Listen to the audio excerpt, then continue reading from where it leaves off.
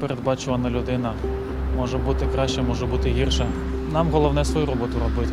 А що буде робити Трамп, це вже не в наших силах визначати. The greatest political movement of all time. There's never been anything like this in this.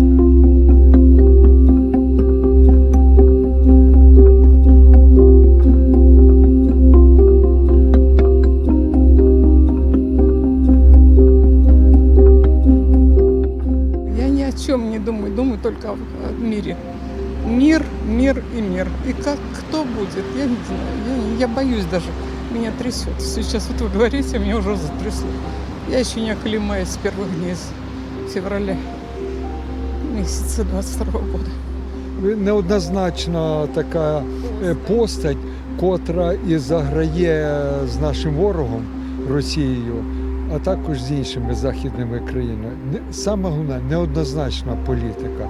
І це викликає ряд переживань і у постачанні зброї, і підтримці України на міжнародній арені. То він за Росію, то він за Україну, то, в общем, я не знаю. Життя покаже.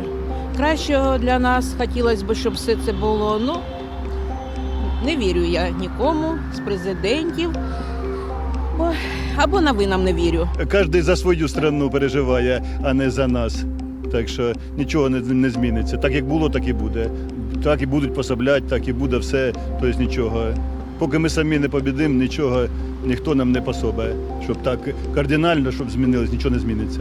Ну, я думаю, що він не такий дурний, щоб зробити так, щоб України не було. Йому це зовсім, по-моєму, не треба. Я думаю, допомога США буде десь на такому рівні під час Трампа,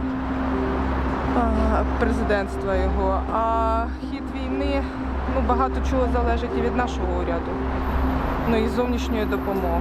В принципі, ж Трамп в близьких відносинах з Путіним. З одного боку можна думати, що він там на нього якось повпливає, а з іншого боку, не знаю, кажуть, що в них дуже тісні зв'язки. І, можливо, Трамп не буде сильно так давити на Путіна, щоб він там щось змінив. We are waiting for this straight move, stop the war in just one day. It could be today, tomorrow. We can wait till Friday. You're the president. Please do it, Mr. Trump.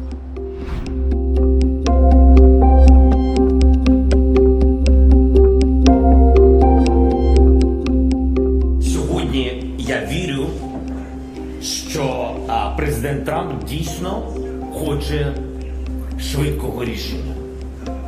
Хоче. Це не значить, що так вийде.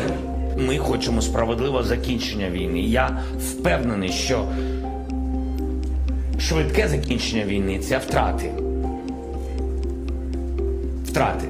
Я думаю, що він буде готуватися зі своєю командою до тих чи інших пропозицій або поглядів його. Да, я думаю, що все це попереду.